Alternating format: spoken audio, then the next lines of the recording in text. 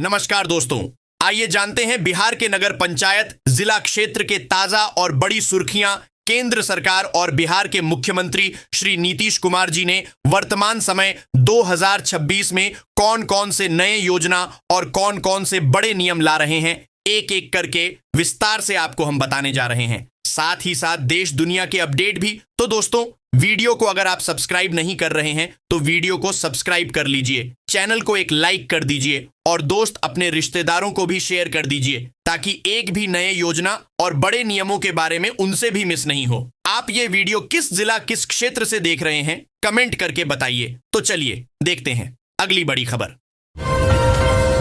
बिहार के मुख्यमंत्री नीतीश कुमार समृद्धि यात्रा के दूसरे चरण में बुधवार को दरभंगा में हैं। मुख्यमंत्री नीतीश कुमार ने दरभंगा जिले को कई सौगातें दी हैं। सीएम ने यहां 13,682.56 लाख रुपए की लागत से 50 योजनाओं की आधारशिला रखी और 40 योजनाओं का उद्घाटन किया। मुख्यमंत्री अपनी प्रगति यात्रा के दौरान घोषित दिल्ली मोद्दा पर 88.78 करोड़ रुपए की लागत से बन रहे अंतरराज्यीय बस पड्डे छाव का भी निरीक्षण किया। इसकी पूर्णता की तिथि 14 दिसंबर 2027 निर्धारित है। मुख्यमंत्री के साथ यहां डिप्टी सीएम सम्राट चौधरी और बिहार बीजेपी अध्यक्ष संजय सरावगी भी नजर आए। केंद्र सरकार ने अटल पेंशन योजना एपीवाई को वित्तीय वर्ष 2030 से 31 तक जारी रखने की अनुमति दे दी है। बिहार में इस योजना के प्रति जबरदस्त उत्साह देखा जा रहा है, जहां अब तक 66 लाख से अधिक लोग निबंधित हो चुके हैं। चालू वित्तीय वर्ष की पहली 2 तिमाहियों में लक्ष्य का 73.51% हासिल किया गया है। यह योजना असंगठित क्षेत्र के श्रमिकों को वृद्धावस्था में आर्थिक सुरक्षा प्रदान करती है। गोपालगंज में उद्यान विभाग ने अमरूद की व्यावसायिक खेती को बढ़ावा देने की पहल की है। पहले चरण में 100 हेक्टेयर में अमरूद की खेती का लक्ष्य रखा गया है। किसानों को अमरूद, केला और पपीता की खेती के लिए 90% तक अनुदान मिलेगा। विभाग किसानों को उन्नत प्रशिक्षण और रियायती दरों पर पौधे भी उपलब्ध कराएगा, जिससे घरों से गायब हो रहे अमरूद खेतों में फिर से लहलहा सकें।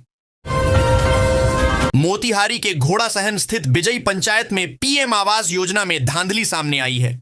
लाभुक मानती देवी की राशि दूसरे के खाते में भेज दी गई, साथ ही 4 अयोग्य व्यक्तियों को भी भुगतान किया गया।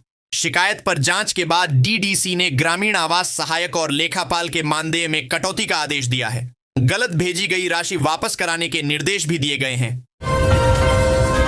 रेलवे बोर्ड ने कम टिकट बुकिंग वाले रिजर्वेशन काउंटरों को बंद करने या पीआरएस कम यूटीएस टर्मिनल में बदलने का निर्देश दिया है।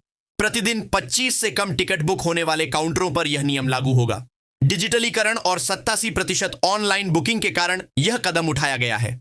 पूर्व मध्य रेल विशेषकर समस्तीपुर मंडल में ऐसे 10 स्थानों की पहचान की गई है, जहां यात्रियों को अब एक ही खिड़की पर आरक्षण और सामान्य टिकट मिल सकेंगे।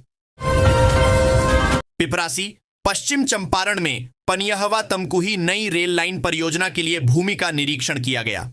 अपर समाहर्ता राजीव रंजन सिंह के नेतृत्व में 4 सदस्यीय टीम ने प्रभावित किसानों की भूमि का मूल्यांकन किया और पिपरासी अंचल कार्यालय का औचक निरीक्षण भी किया।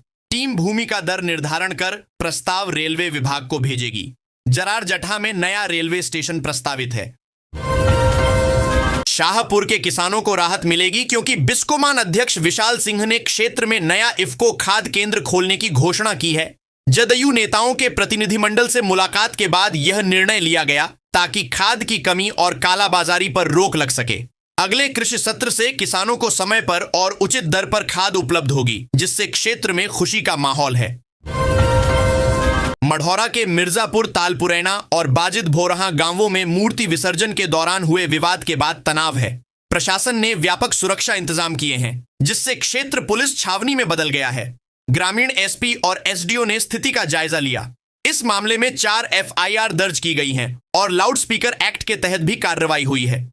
पुलिस ने दोनों पक्षों से 7 लोगों को गिरफ्तार कर जेल भेज दिया है और शांति बनाए रखने के लिए गश्त जारी है। मुख्यमंत्री नीतीश कुमार ने दरभंगा में विकास कार्यों की घोषणा की। अगले 5 वर्षों में जिले में रोजगार, औद्योगिक विकास, डेयरी प्रोत्साहन, शिक्षा और स्वास्थ्य सुविधाओं का विस्तार होगा। 5 लाख से अधिक महिलाओं को रोजगार सहायता मिलेगी। 3,682.56 लाख रुपए की 50 योजनाओं की आधारशिला रखी गई और 40 का उद्घाटन हुआ। उन्होंने दरभंगा एयरपोर्ट विस्तार और शहर के सौंदर्यीकरण का भी जायजा लिया। जहानाबाद के गुलाबगंज बाजार में अतिक्रमण हटाने के दौरान असामाजिक तत्वों ने जमकर हंगामा किया। बुधवार को हुई इस घटना में पथराव हुआ, जिससे 2 पुलिस वाहन क्षतिग्रस्त हो गए और एक महिला समेत 2 पुलिसकर्मी घायल हो गए। हाई कोर्ट के आदेश पर प्रशासन अतिक्रमण हटाने पहुंचा था। उपद्रवियों ने सड़क जाम कर आगजनी भी की। पुलिस उपद्रवियों की पहचान कर कार्रवाई कर रही है। मधुबनी के पंडौल में एक मामूली धक्का मुक्की के दौरान एक युवक की जेब से अचानक देशी कट्टा गिर गया, जिससे सनसनी फैल गई। मौके पर मौजूद पुलिस ने तुरंत हथियार जब्त कर लिया। यह घटना भौरघाट में हुई, जहां छेदी धनकार से गाली गलौज के बाद मारपीट हुई।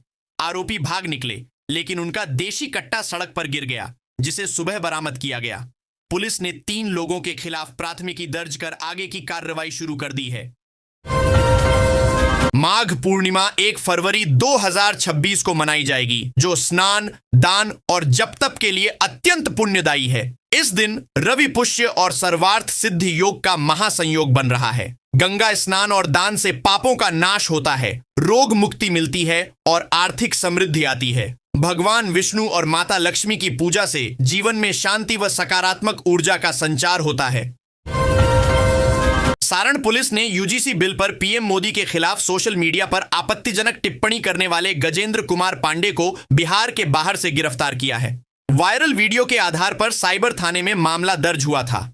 भारतीय न्याय संहिता और आईटी एक्ट की धाराओं के तहत कार्रवाई की गई है। पुलिस ने चेतावनी दी है कि इंटरनेट पर आपत्तिजनक सामग्री फैलाने वालों पर सख्त कार्रवाई होगी। रामनगर में त्रिसीमन किश्तेवार भूमि सर्वे कार्य अत्याधुनिक ईटीएस मशीन से शुरू हो गया है। भूमि सुधार और राजस्व विभाग द्वारा यह पहल भूमि की सटीक पैमाइश सुनिश्चित करेगी। इससे समय की बचत होगी और भूमि विवादों में कमी आएगी। सिकटा, बैकुंठवा और डैनमरवा सीमा से शुरू हुए इस सर्वे में कई अधिकारी और किसान मौजूद रहे, जो आधुनिक तकनीक से होने वाली पैमाइश से लाभान्वित होंगे। राजद के पूर्व उपाध्यक्ष शिवानंद तिवारी ने यूजीसी के नए दिशा निर्देशों को पहले पढ़ने समझने की सलाह दी है। उन्होंने कहा कि यदि ये गलत लगें तो न्यायालय जाएं। इन दिशा निर्देशों का उद्देश्य उच्च शिक्षण संस्थानों में भेदभाव रोकना और छात्रों की आत्महत्याएं टालना है, खासकर वंचित समुदायों के छात्रों की। उन्होंने रोहित वेमुला और डॉक्टर पायल तड़वी के मामलों का जिक्र करते हुए सुप्रीम कोर्ट के निर्देशों के बाद बनी इक्विटी कमेटी की भूमिका समझाई। पटना औरंगाबाद NH 139 पर यातायात दबाव कम करने के लिए अरवल में सोन सुरक्षा तटबंध पर 100 करोड़ की लागत से 10 किलोमीटर लंबी सड़क बनेगी। यह सड़क ओझा बिघा से कोरियम तक जल संसाधन विभाग द्वारा बनाई जाएगी। इससे अरवल, भोजपुर, औरंगाबाद और पटना के 33 लाख लोगों को जाम से मुक्ति मिलेगी, मरीजों को अस्पताल पहुंचने में आसानी होगी और तटबंध भी मजबूत होगा। निर्माण मार्च में शुरू होकर फरवरी 2027 तक पूरा होगा। रेलवे ने डिब्रूगढ़ गोमती नगर डिब्रूगढ़ अमृत भारत साप्ताहिक एक्सप्रेस 15,949 बटे 15,950 के नियमित संचालन की घोषणा की है। यह ट्रेन 30 जनवरी से डिब्रूगढ़ और 1 फरवरी से गोमती नगर से चलेगी। यह गैर वातानुकूलित प्रीमियम सेवा उत्तर बिहार और पूर्वांचल के यात्रियों को छपरा, सीवान, हाजीपुर जैसे प्रमुख स्टेशनों से तेज, सीधा और किफायती रेल संपर्क प्रदान करेगी। इसमें 22 कोच होंगे, जिससे बेहतर और सुरक्षित यात्रा सुनिश्चित होगी। बिहार लोक सेवा आयोग BPSC ने पंचायती राज विभाग में अंकेक्षक के 102 पदों पर भर्ती के लिए आवेदन आमंत्रित किए हैं। इच्छुक अभ्यर्थी 5 फरवरी से 26 फरवरी तक ऑनलाइन आवेदन कर सकते हैं। इन पदों के लिए वाणिज्य, अर्थशास्त्र, सांख्यिकी या गणित में स्नातक डिग्री अनिवार्य है। साथ ही MBA, वित्त, CA, ICWA और CS डिग्रीधारी भी पात्र हैं। विस्तृत जानकारी आयोग की वेबसाइट पर उपलब्ध है। बिहार में नए उद्यमियों के लिए जमीन का आवंटन शुरू हो गया है। उद्योग विभाग ने 25 औद्योगिक इकाइयों को 12.5 एकड़ जमीन और प्लग एंड प्ले शेड आवंटित किए हैं। इससे 168.52 करोड़ रुपए का निवेश होगा और प्रत्यक्ष रूप से 1,194 रोजगार सृजित होंगे। यह कदम राज्य के औद्योगिक क्षेत्र को मजबूत करेगा, नए निवेश आकर्षित करेगा और क्षेत्रीय विकास को बढ़ावा देगा। बिहार राज्य पथ परिवहन निगम होली और ईद पर यात्रियों की सुविधा के लिए 23 फरवरी से 23 मार्च तक ऐसी बसें चलाएगा। ये बसें दिल्ली और हरियाणा के लिए मुजफ्फरपुर, सीतामढ़ी और पटना से चलेंगी। यात्रियों को किराए में 20 से 25% की छूट मिलेगी, जिससे ट्रेन पर निर्भरता कम होगी। मुजफ्फरपुर के इमली चट्टी डिपो से प्रतिदिन 15 से 20 बसें संचालित होंगी, जिनमें कुर्सी और स्लीपर की सुविधा होगी। पटना हाईकोर्ट परिसर में समयबद्ध व उच्च गति की इंटरनेट कनेक्टिविटी और वाईफाई सुविधा उपलब्ध कराने के लिए अधिवक्ता ओम प्रकाश ने लोकहित याचिका दायर की है। याचिका में कोर्ट परिसर में निर्बाध इंटरनेट सुविधा सुनिश्चित करने की मांग की गई है। मौजूदा इंटरनेट सुविधा अपर्याप्त होने से ई कोर्ट प्रणाली, वर्चुअल सुनवाई और डिजिटल रिकॉर्ड तक पहुंच में बाधा आ रही है, जिससे न्याय प्रशासन प्रभावित हो रहा है। पूर्वी चंपारण के फेनहारा थाना में पासपोर्ट सत्यापन के नाम पर रिश्वत मांगने वाले कार्यपालक सहायक सूरज कुमार को गिरफ्तार किया गया है। 2000 रुपये की रिश्वत मांगते हुए उसका वीडियो वायरल हुआ था। पुलिस अधीक्षक स्वर्ण प्रभात के निर्देश पर डीएसपी कुमार चंदन ने जांच की। दोषी पाए जाने पर थानाध्यक्ष नीलम कुमारी ने त्वरित कार्रवाई करते हुए भ्रष्टाचार निवारण अधिनियम के तहत उसे गिरफ्तार कर लिया। ललित नारायण मिथिला विश्वविद्यालय की सीनेट बैठक में वित्तीय वर्ष 2026 से 27 के लिए 13 अरब 49 करोड़ रुपए का बजट पारित हुआ। कुल 15 अरब 29 करोड़ के अनुमानित व्यय में से 13 अरब 49 करोड़ रुपए राज्य सरकार से मांगे गए हैं। कुलपति ने राष्ट्रीय शिक्षा नीति के अनुरूप बहुविषयक शिक्षा और शोध विश्वविद्यालय बनाने की बात कही। महिला छात्रावास, लैब सुदृढ़ीकरण और पुस्तकालय संवर्धन पर भी जोर दिया गया। बिहार में प्रशासनिक फेरबदल के तहत 51 अधिकारियों का तबादला किया गया है। सामान्य प्रशासन विभाग ने अधिसूचना जारी कर दी है। इसमें अपर सचिव, संयुक्त सचिव, अपर समाहर्ता और उप सचिव स्तर के अधिकारी शामिल हैं। कई जिलों के अपर समाहर्ता और एसडीओ भी बदले गए हैं, जिससे विभिन्न विभागों और जिलों में नई नियुक्तियां हुई हैं। पूर्वी चंपारण में निर्माणाधीन विराट रामायण मंदिर स्थल, विशेषकर सहस्त्रलिंगम की स्थापना के बाद 400 से 500 परिवारों के लिए रोजगार का बड़ा स्रोत बन गया है। मध्य प्रदेश, झारखंड और अन्य राज्यों से आए कारोबारी यहां पूजा सामग्री, फूलमाला और अन्य वस्तुएं बेचकर प्रतिदिन अच्छी कमाई कर रहे हैं। मंदिर का निर्माण जारी होने के बावजूद श्रद्धालुओं की बढ़ती भीड़ ने स्थानीय अर्थव्यवस्था को गति दी है, जिससे हजारों लोगों को भविष्य में और अधिक रोजगार मिलने की उम्मीद है। बेगूसराय में द्वितीय Bihar dairy and cattle expo का उद्घाटन हुआ। इसमें पानीपत से आया 15 करोड़ का विधायक नामक मुर्रा भैंसा मुख्य आकर्षण का केंद्र बना। पद्मश्री नरेंद्र सिंह का यह भैंसा किसानों और पशुपालकों के बीच चर्चा का विषय है। 3 दिवसीय इस मेले में 4 श्रेणियों में मिल्किंग प्रतियोगिता आयोजित की जाएगी, जिसमें बिहार और उत्तर प्रदेश के पशुपालक भाग ले रहे हैं। सीएम नीतीश कुमार अपनी समृद्ध यात्रा के तहत गुरुवार को समस्तीपुर पहुंचेंगे। वे सराय रंजन इंजीनियरिंग कॉलेज का उद्घाटन और निरीक्षण करेंगे। मुख्यमंत्री विभिन्न योजनाओं का शिलान्यास, उद्घाटन व कार्यारंभ करेंगे। फिर विभागों के स्टाल का निरीक्षण करेंगे। जितवारपुर में जनसभा को संबोधित करने से पहले अधिकारियों के साथ 7 निश्चय योजनाओं की समीक्षा करेंगे। सुरक्षा के कड़े इंतजाम किए गए हैं और यातायात में बदलाव होगा। Darbhanga airport operational 2027। बिहार के उप मुख्यमंत्री सम्राट चौधरी ने घोषणा की है कि दरभंगा अंतरराष्ट्रीय हवाई अड्डा अगले वर्ष से अपनी सेवाएं शुरू करेगा। इससे बिहार के पूर्वी हिस्से में हवाई कनेक्टिविटी बढ़ेगी और छात्रों, व्यापारियों व पर्यटन को लाभ मिलेगा। उन्होंने अगले 5 वर्षों में बिहार में ही रोजगार सृजित करने का लक्ष्य बताया। मुजफ्फरपुर में खाद्यान्न उठाव रोकने वाले 9 परिवहन अभिकर्ताओं पर डीएम सुब्रत कुमार सेन ने सख्त कार्रवाई की है। उनके द्वारा खाद्यान्न डिस्पैच बंद करने से पीडीएस, मध्याह्न भोजन और पोषण योजनाएं प्रभावित हुई हैं। डीएम ने संतोषजनक जवाब न मिलने पर अनुबंध रद्द करने, सुरक्षा जमा जब्त करने और काली सूची में डालने की चेतावनी दी है। यह मनमानी गरीब परिवारों को सीधे प्रभावित कर रही है।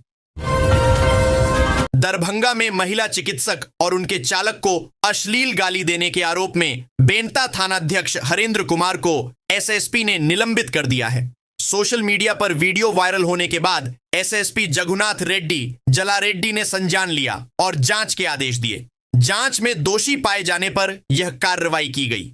पुलिस की छवि खराब करने और आदेशों का उल्लंघन करने के कारण थानेदार पर यह गाज गिरी है।